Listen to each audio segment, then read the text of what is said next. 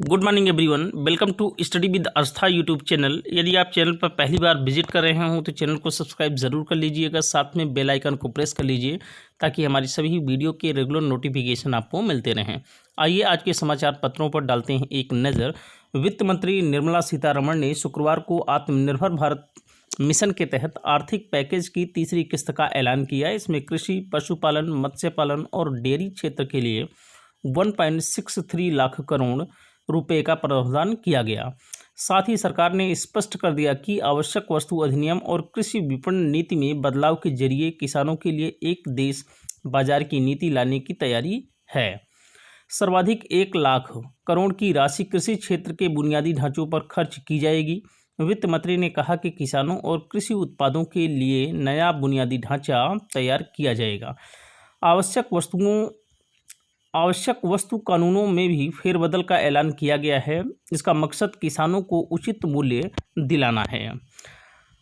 सरकार के द्वारा कुछ उठाए गए कदम जो आत्मनिर्भर बनाएंगे, जैसे 1 लाख करोड़ के फंड से कृषि उत्पादों की खरीद, भंडारण और विपणन के नए केंद्र बनेंगे। 10,000 करोड़ से विशेष क्लस्टर बनेंगे। सूक्ष्म खाद्य इकाइयों को लाभ होगा। 20,000 करोड़ से बने आपूर्ति श्रृंखला 55 लाख लोगों को रोजगार दिलाएगी। पशुधन के 100% टीकाकरण पर 13,343 करोड़ खर्च होंगे। 15,000 करोड़ से बुनियादी ढांचे का सुधार होगा। किसानों के समीप ही प्रसंस्करण भंडारण केंद्र बनने से लागत घटेगी। कार्यक्रम पर 500 करोड़ खर्च से करीब 2 लाख मधुमक्खी पालकों को लाभ। 4,000 करोड़ खर्च कर 10 लाख हेक्टेयर भूमि में औषधीय पौधे लगाए जाने से किसानों की आय बढ़ाई जा सकेगी। 500 करोड़ रुपए हरी सब्जियों का उत्पादन बढ़ाने के लिए दिए जाएंगे। करोड़ों कामगार जल्द ही 1 साल की नौकरी पूरी करने पर ग्रेच्युटी के हकदार हो जाएंगे। वित्त मंत्री निर्मला सीतारमण ने बताया कि सरकार लेबर कोड के जरिए श्रमिकों के हित में बड़े बदलाव करने जा रही है। इसमें प्रावधान किया गया है कि ग्रेच्युटी का लाभ 1 साल की नौकरी के बाद ही दिया जाए। 69,000 शिक्षक भर्ती में अभ्यर्थियों को सभी 75 जिलों की वरीयता क्रम में भरना होगा। वहीं अभ्यर्थी को सिर्फ एक आवेदन पत्र ही भरना होगा। उसे उसकी मेरिट और वरीयता वाले जिले के मुताबिक तैनाती दी जाएगी। इस संबंध में बेसिक शिक्षा परिषद प्रयागराज से विज्ञप्ति जारी कर दी गई है। वेबसाइट पर यूपी बेसिक edu.board.government.in 18 मई की दोपहर से आवेदन भरा जा सकता है। जिलावार पदों की संख्या भी यहां मौजूद रहेगी। जिलावार रिक्तियों का विवरण 6 जून शाम 6 बजे तक उपलब्ध रहेगा। अभ्यर्थी 18 से 26 मई तक आवेदन कर सकेंगे। इसके लिए लिखित परीक्षा का रोल नंबर यानी अनुक्रमांक, जन्मतिथि और मोबाइल संख्या को निर्धारित वेबसाइट पर भरना होगा। इसके बाद अभ्यर्थी के मोबाइल पर OTP आएगा, जिसे भरने के बाद ही फॉर्म खुलेगा और इस पर अंकित सूचनाएं अभ्यर्थी भरेंगे। आवेदन पत्र पूरा होने के बाद किसी तरह का संशोधन नहीं किया जा सकेगा। यदि मोबाइल नंबर बदल गया हो तो वेबसाइट पर इसका प्रारूप उपलब्ध रहेगा, जिसे वेबसाइट पर उपलब्ध ईमेल निर्देशों के क्रम में भरकर अपना मोबाइल नंबर अपडेट कर सकते हैं। सभी 75 जिलों के लिए एक ही आवेदन पत्र भरा जाएगा। वह अपने गुणांक भारांक के मुताबिक वरीयतानुसार आवंटित जिले में 3 से 6 जून के बीच आयोजित काउंसलिंग में भाग लेगा।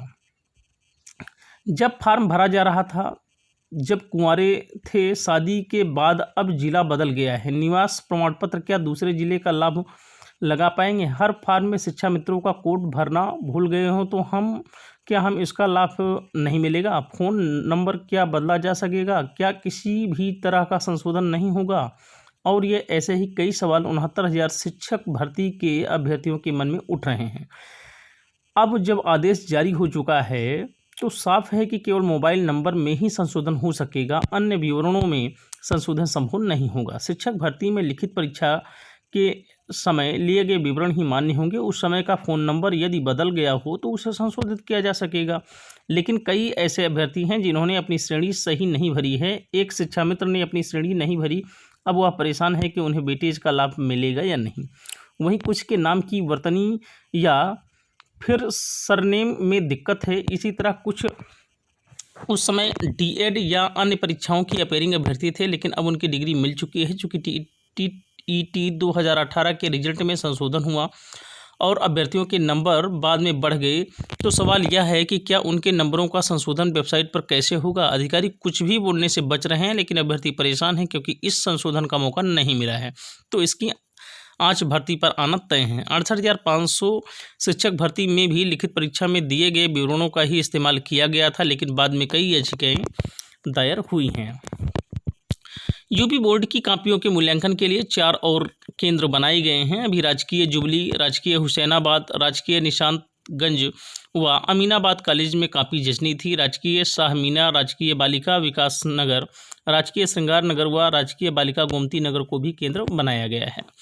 कोर्ट ने 729 नव नियुक्त लैब टेक्नीशियन की नियुक्ति के लिए आदेश जारी किया है। इस आदेश का पालन करते हुए जल्द से जल्द लैब टेक्नीशियनों को नियुक्ति पत्र देने की मांग स्वास्थ्य विभाग के महानिदेशक डॉक्टर रुकुम केस ने की गई है। यूपी लैब टेक्नीशियन एसोसिएशन के प्रदेश अध्यक्ष सुरेश रावत, कमल कुमार श्रीवास्तव, आशीष मौर्य और संतोष जौहरी का प्रतिनिधिमंडल डीजी से मिला। उन्हें लैब टेक्नीशियनों से संबंधित मांग पत्र सौंपा। प्रवक्ता सुनील कुमार ने बताया कि इनकी ज्वाइनिंग से कोरोना जांच में मदद मिलेगी।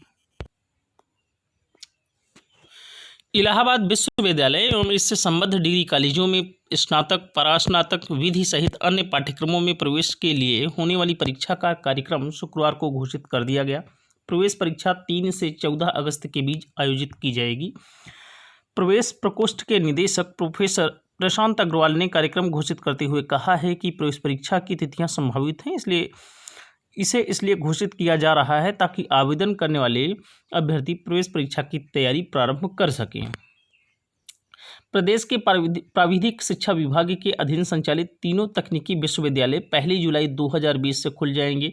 तीनों विश्वविद्यालयों के कुलपतियों ने मिलकर यह फैसला किया। उन्होंने ऐसा फैसला यह मानकर किया कि 30 जून तक कोरोना महामारी की स्थितियां नियंत्रण में होंगी। तीनों विश्वविद्यालयों ने 6 जुलाई से कक्षाएं शुरू करने और 18 से 26 जुलाई के बीच सत्रीय परीक्षाएं कराने की भी योजना बनाई है।